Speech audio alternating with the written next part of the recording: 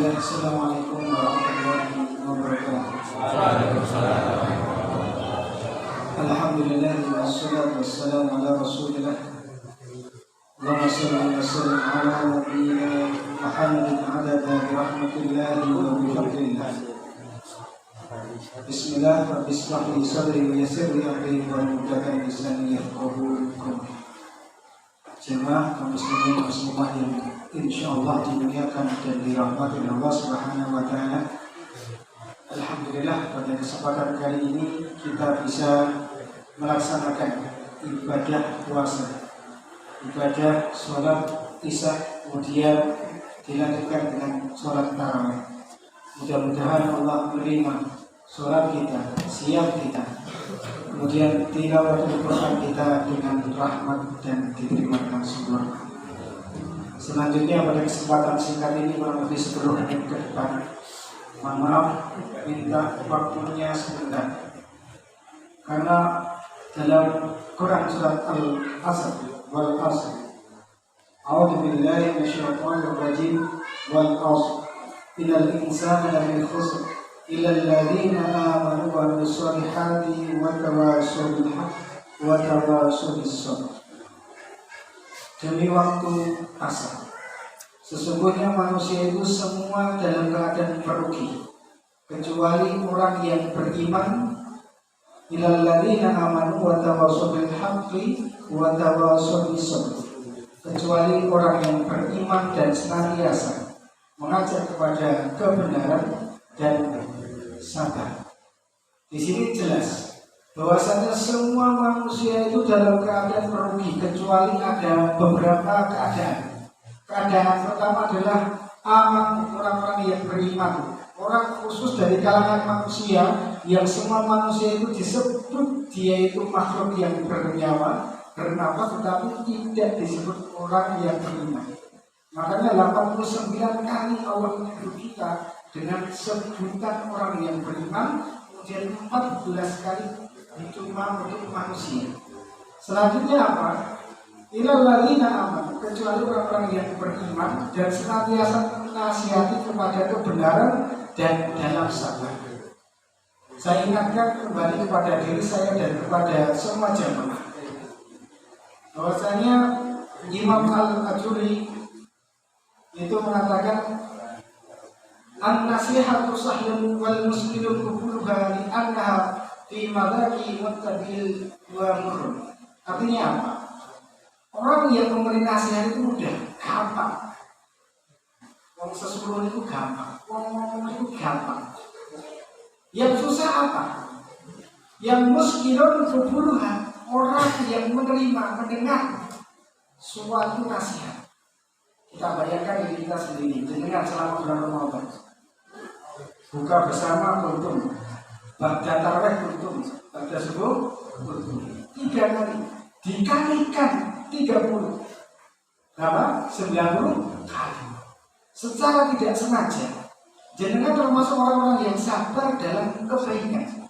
Wong ini itu perlu sabar, benar. Kadang orang yang mendengar itu lebih sabar, lebih sulit untuk menerima nasihat. Wong ngomong ngapunten kados ngeten iki mudah. Kenapa? Dia cuma bilang dengan nasihat, tetapi orang yang menerima nasihat kadang, maaf, perkataan ustadznya atau nasihatnya terkadang nyamper, kadang salah, kadang naik walaupun tidak sengaja, kadang malah nabrak, jenengan gatel kali panas, gitu mungkin. Walaupun tidak sengaja, tetapi karena konteks ayat dan sunnah yang kita sampaikan, terkadang itu sampailah itu ke lubuk hati kita. Maka wal muskilun qubuluha, menerima nasihat itu susah. Makanya saking susahnya kalau memberi nasihat itu jangan di muka umum. Kalau memberi nasihat itu silahkan panggil yang mau dikasih nasihat, maka berbicaralah berdua. Teman sejati adalah teman yang menasihatimu tatkala sunyi, bukan teman yang menasihatimu tatkala rapi. Wis ngerti salah nih malah diblek-bleki. Kasusnya kadang ini, kadang maka waqbuluha. Adapun menerima nasihat itu susah. Li'annaha min madakil muttaqi al-hawa. Karena apa? Karena kita secara manusia akan melihat siapa yang memberi nasihat. Mungkin karena beda warna kulit, mungkin karena beda kedudukan, beda jabatan, beda pendidikan, beda harta, beda gelar, kita masih memandang sopo sing ceramah. Maka ini yang dinamakan menerima nasihat itu susah. Rata-rata kita itu masih dengar. Sopo sing memberi nasihat, wong iki sugih ora, wong iki digelar ora, wong iki ustaz apa kudu, wong itu gimana di masyarakatnya. Kemudian apa? Beda manhaj dan lain sebagainya. Maka menerima suatu nasihat itu sesuatu yang berat dan berpahala. Dimana kita tapi al-hawa umur. Karena apa? Orang yang menerima nasihat itu sebagaimana orang sakit yang menerima obat. Baik pergi, baik. Maka sadar bahwasanya memberikan nasihat itu lebih mudah daripada menerima nasihat. Memberikan nasihat itu seolah-olah dia itu orang yang benar. Kalau dikasih nasihat seolah-olah dia posisinya salah. Maka inilah yang memberikan hati hawa kita ini, hawa nafsu kita itu berat untuk terima suatu nasihat. Selanjutnya saya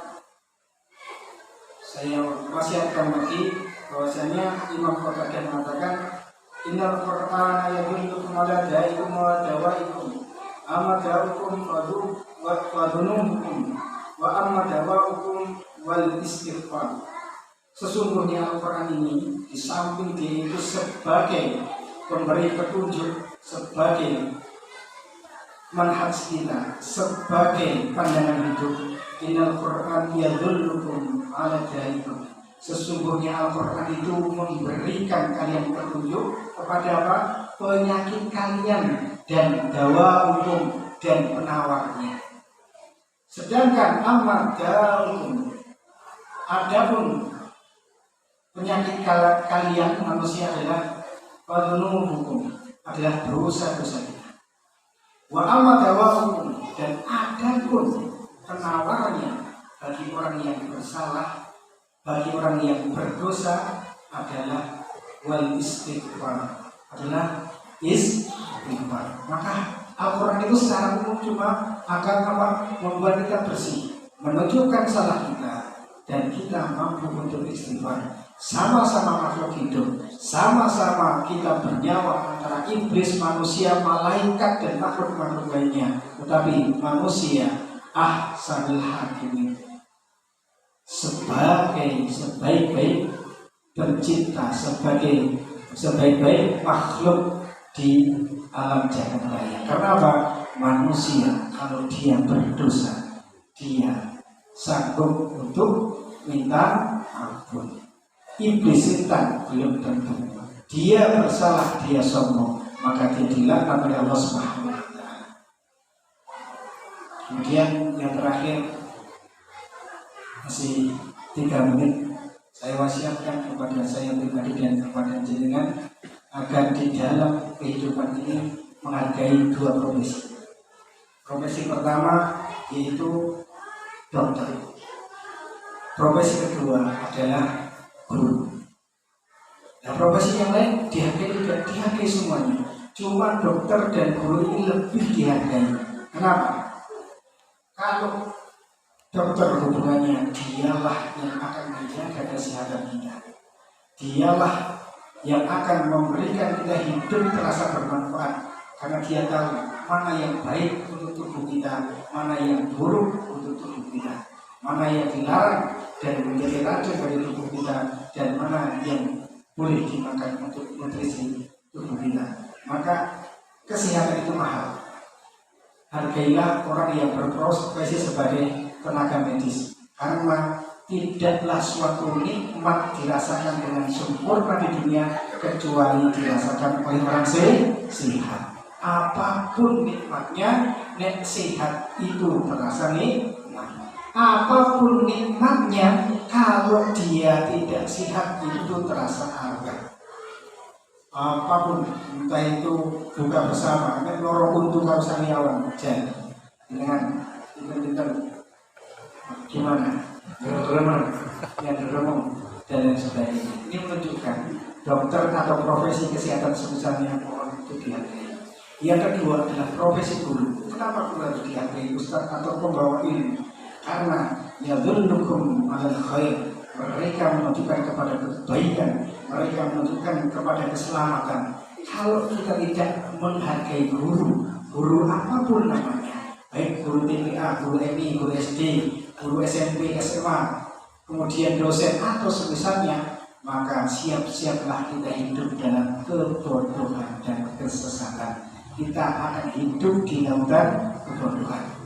Maka hargai guru, maka mulia hidupmu. Hargai dokter sehat, senantiasa akan menyertai. Dua nikmat ini, nikmat cerdas, nikmat memilih kebenaran, nikmat sehat merupakan nikmat yang harus kita apa? Kita nikmati dan hargai. Mudah-mudahan bermanfaat, mudah-mudahan dengan tetap sabar. Karena rumornya nasihat itu perlu kesabaran. Mudah-mudahan kesabaran itu membuahkan hasil dan kita bersama di surga. Amin amin ya rabbal alamin. Ada baiknya terjadi dari Allah Subhanahu wa taala, ada salah tutur kata dari kami pribadi. Assalamualaikum warahmatullahi wabarakatuh.